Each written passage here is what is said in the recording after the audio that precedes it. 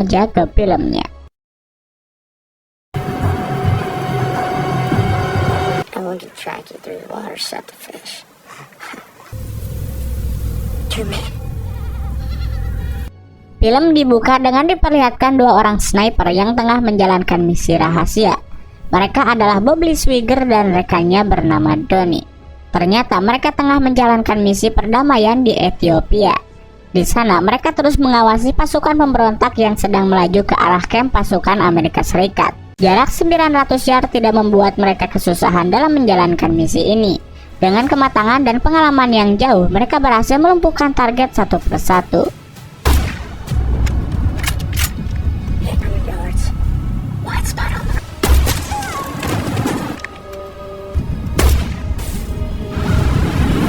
Namun tidak diduga, tiba-tiba pasukan musuh datang dengan membawa lebih banyak tentara. Tidak hanya itu, mereka juga mendatangkan heli untuk menyerang Swigert dan Donnie.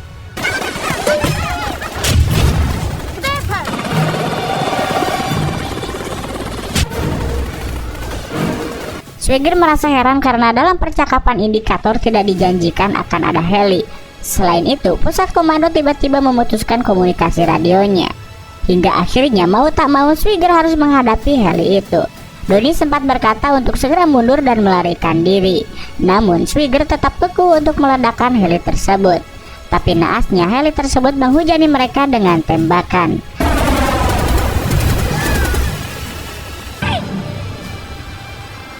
Melihat Donnie tewas, sontak membuat kemarahan Swigert membara. Dan akhirnya Swigert berhasil menembak jatuh heli tersebut.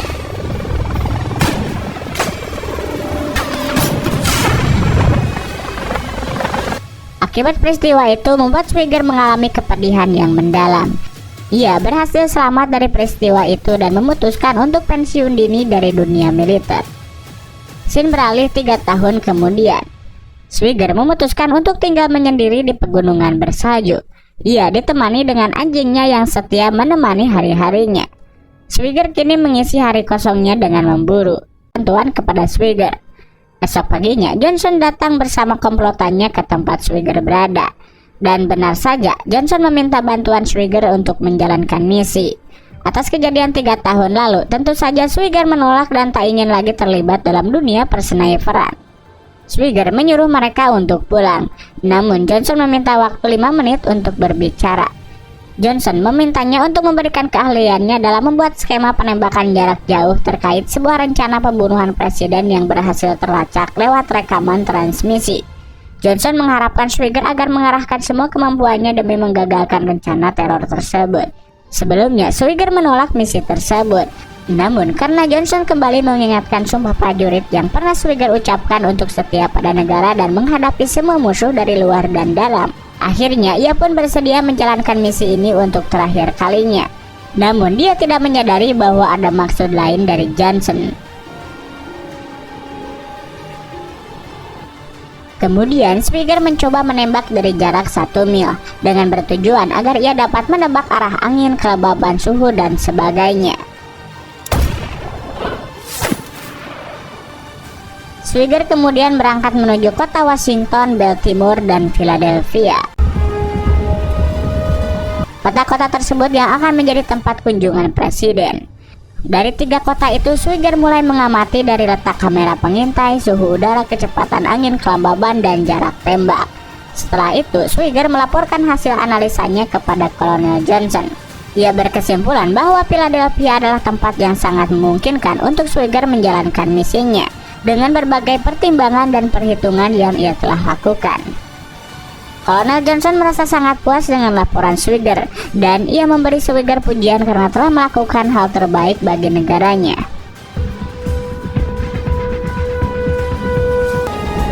Singkat cerita, hari pengunjungan presiden pun tiba.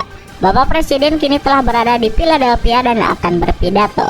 Ia ditemani oleh uskup dari Ethiopia. Sang uskup berpidato terlebih dahulu dan menceritakan tentang kekejaman di negaranya.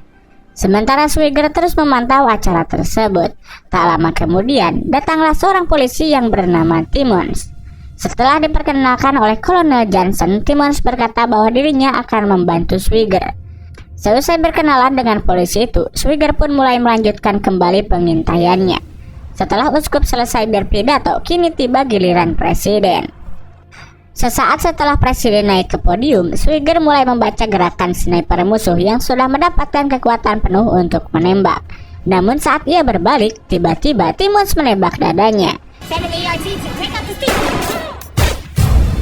Di saat yang sama, uskup Ethiopia juga tertembak tepat mengenai kepalanya.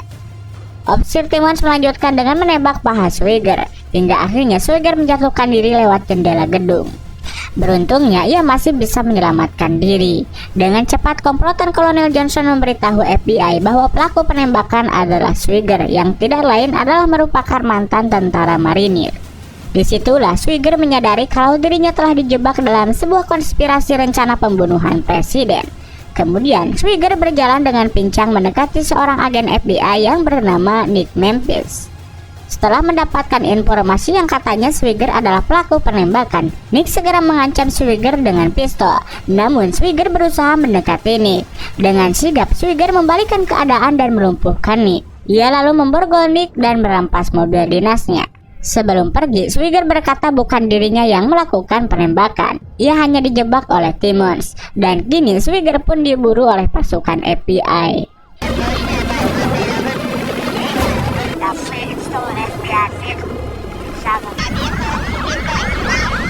Kemudian ia singgah di tempat pencucian mobil dan merawat lukanya setelah menemukan obat-obatan di mobil itu.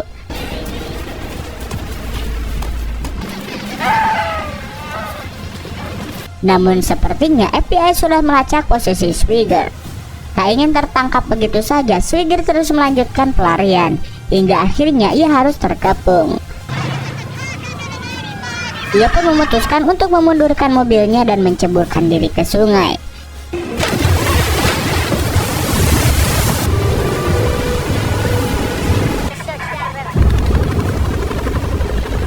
Agen Memphis lalu diinterogasi oleh atasannya karena lalai dalam mempertahankan senjata dan kendaraan dinasnya. Namun ia justru bersyukur karena masih dibiarkan hidup setelah mendapatkan perlakuan yang sama juga di 3 minggu yang lalu oleh anggota pasukan bersenjata. Sementara Timmons memberikan kesaksian palsu di depan media. Ia mengatakan bahwa dirinya telah menembak Swigger karena ia sendiri melihat Swigger telah menembak uskup Ethiopia. Kembali lagi ke Swigger. Di sana ia sedang mengendarai mobil yang entah punya siapa. Kemudian ia berhenti di sebuah toko untuk membeli alat dan bahan-bahan untuk merawat lukanya. Namun rupanya wajahnya sudah tersebar di media TV. Ia pun mencari pusat listrik toko itu dan membuatnya korslet. Dalam keadaan gelap, si penjual tidak mengenali bahwa itu adalah Swigger. Dia pun berhasil membeli bahan yang diperlukan untuk membuat cairan infus buatan yang membuatnya dapat sedikit bertahan.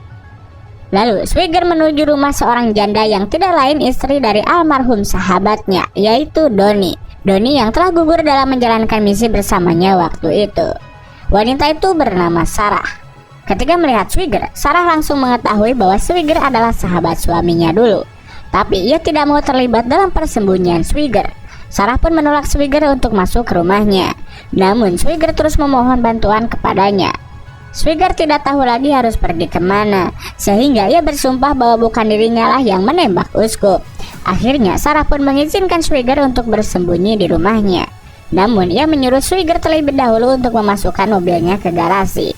Sarah lalu memanfaatkan momen itu untuk menelepon nomor darurat. Tapi belum sempat ia mengatakan apapun, Swigger sudah kembali.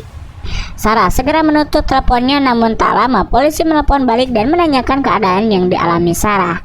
Melihat Swigger terluka parah, Sarah justru mengatakan kalau tadi dirinya hanya kaget karena anjing tetangganya menabrak tong sampah rumahnya.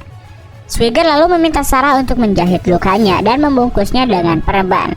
Kemudian ia memberinya resep cara merawat luka tembakan.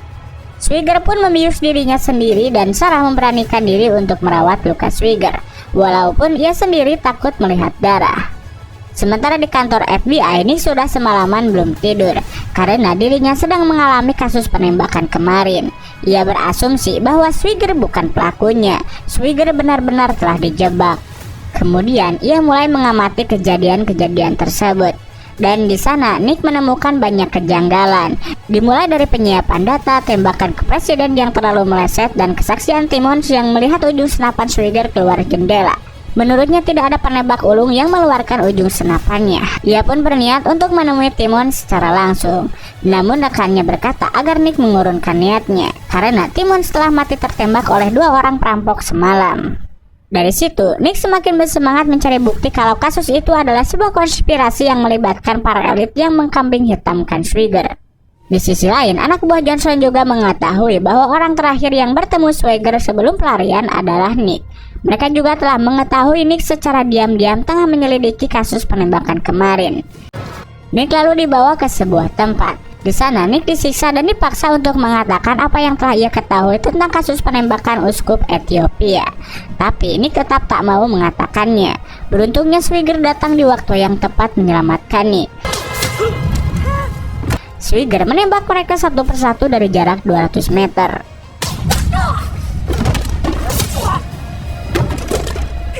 Di sini Nick mengira Swigger akan membunuh dirinya juga. Swigger pun mengatakan banyak kesempatan yang sudah terlewatkan jika ia ingin membunuh Nick. Kemudian Nick ingin membantu mencari pengacara untuk membela Swigger. Namun Swigger menilai hukum tak bisa menghentikan mereka. Johnson dan kelompoknya terlalu kuat. Mereka mungkin dipenjara 1 atau 2 tahun. Namun mereka akan kembali beraksi dengan nama berbeda dan kisah yang sama. Tapi Swigger di sini ingin menyatakan perlawanan kepada mereka. Akhirnya Nick juga memutuskan untuk ikut dengan Swigger. Mereka berdua lalu menuju sebuah daerah bagian negara Tennessee. Swigger berniat mendatangi seorang legenda penembak jitu yang dikenal paling hebat. Mereka berbicara mengenai teknik pencocokan senjata dengan pelurunya yang telah ditembakkan. Ia juga membicarakan konspirasi yang melibatkan para penembak jitu. Orang itu lalu menyebutkan ciri-ciri penembak jitu tersebut. Dan ternyata orang yang menembak uskup adalah seorang pria yang menggunakan kursi roda. Mendengar hal itu, Swigger mengaku telah melihat ciri-ciri orang yang dimaksud. Scene kembali ke Virginia. Swigger dan Nick mulai melakukan pengintaian pada sebuah rumah yang diduga sebagai hunian Michael. Swigger telah membaca situasi itu sebagai umpan yang memang dipersiapkan untuk dirinya. Ia pun tak mau kalah dalam menghadapi jebakan mereka. Mereka berdua lalu mengunjungi swalayan dan membeli bahan yang dibutuhkan untuk membuat peledak. Setelah mendapatkan semuanya, mereka pun mulai bekerja. Tak ketinggalan, Swigger juga melatih Nick untuk menjadi seorang sniper handal dengan melatih kesabaran, konsentrasi, dan ketenangan jiwa. Dengan persiapan yang cukup, mereka pun mulai beraksi. Di sini, Nick ditugaskan untuk mengamati situasi, sedangkan Swigger bergerak masuk memasang peledak dan membunuh petugas yang berjaga satu persatu. Dengan ketenangan jiwa dan arahan sang sutradara, Swigger berhasil menghabisi mereka.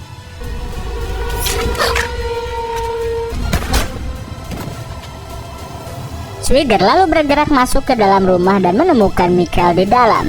Disitulah Swigger menanyai Michael untuk siapa dan apa maksud Johnson melakukan pembunuhan terhadap uskup Ethiopia. Di saat yang sama, tim penyerbu mendekati rumah dan akan menyerang Swigger. Michael mengakhiri perbincangan dengan Swigger setelah memberitahu kalau mereka telah menangkap Sarah. Dirasa Swigger akan membunuhnya, Michael memilih untuk bunuh diri. Kini Swigger harus menghadapi para pasukan tim penyergap itu. Dengan mudahnya mereka menghabisi pasukan setelah menginstruksi Nick untuk meledakkan bom yang telah mereka pasang.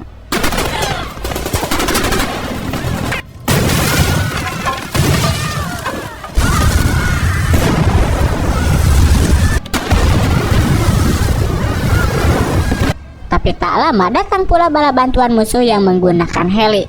Heli tersebut menembaki mereka berdua. Tentu saja serangan itu mengingatkan Swigger pada misi terakhirnya yang menyebabkan sahabatnya gugur.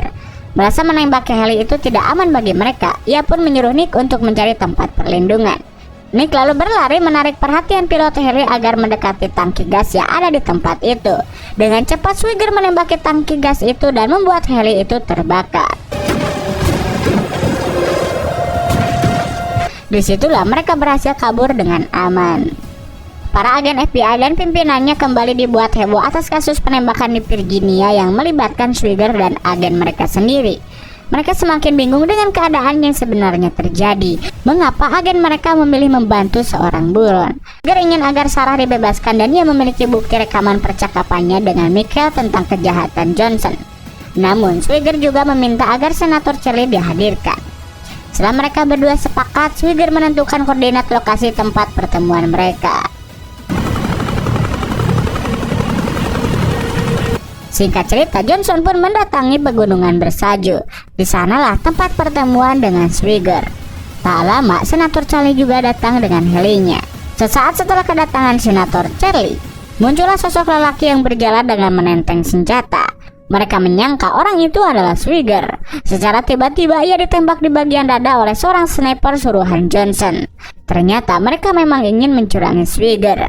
Tapi Swigger sebagai seorang penembak jitu tidak kalah langka. Dari situlah Swigger mengetahui posisi sniper Johnson. Swigger dengan cepat menghabisi sniper Johnson yang sedang berkamuflase.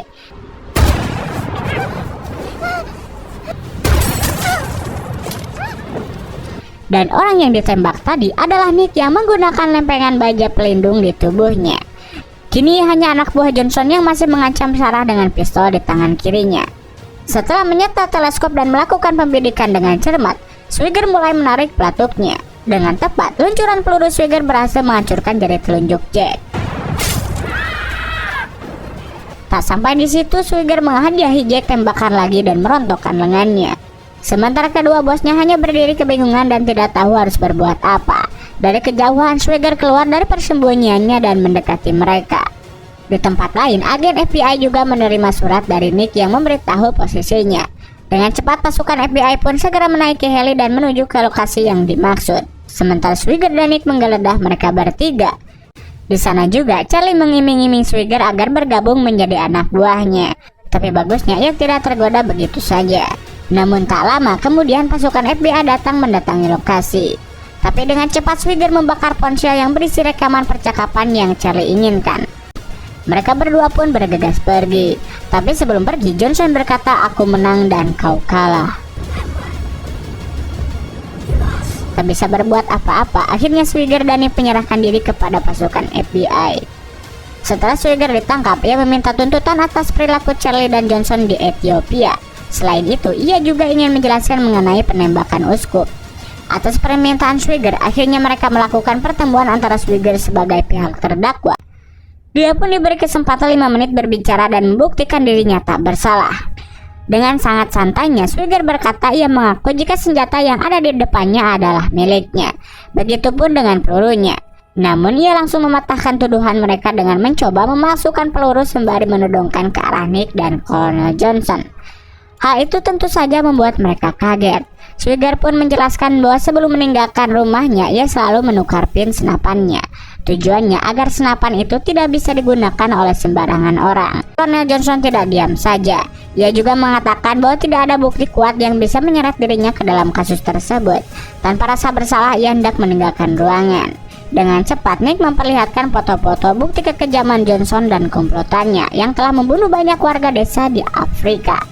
Namun lagi-lagi hal itu tak bisa membuat Colonel Johnson ditahan, karena kasus tersebut terjadi di negara lain. Setelah mengata-ngatai Swigger dengan kalimat "aku menang dan kamu kalah lagi".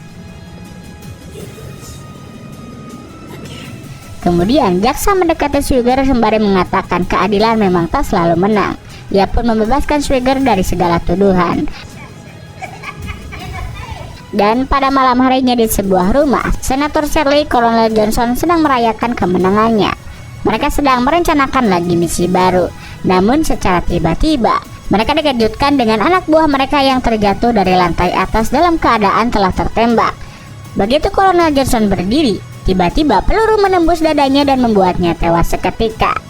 Kini mereka diteror habis-habisan oleh Swigger. Dari serangan tersebut hanya menyisakan Senator Charlie dan seorang asistennya. Begitu Swigger berhasil membunuh asisten senator, ia pun muncul. Tapi dengan sombongnya, Charlie masih ingin menakuti Swigger dengan mengatakan bahwa dirinya adalah senator. Tanpa belas kasihan, Swigger lalu menembak kepala Charlie dan mengakhiri hidupnya. Sebelum pergi, Swigger mematahkan sebuah pipa saluran gas. Hal itu tentu menyebabkan rumah di sana terpenuhi uap gas. Dan seketika Swigger keluar, rumah itu pun terbakar. Di akhir film, Swigger pun pergi mengendarai mobil bersama Sarah.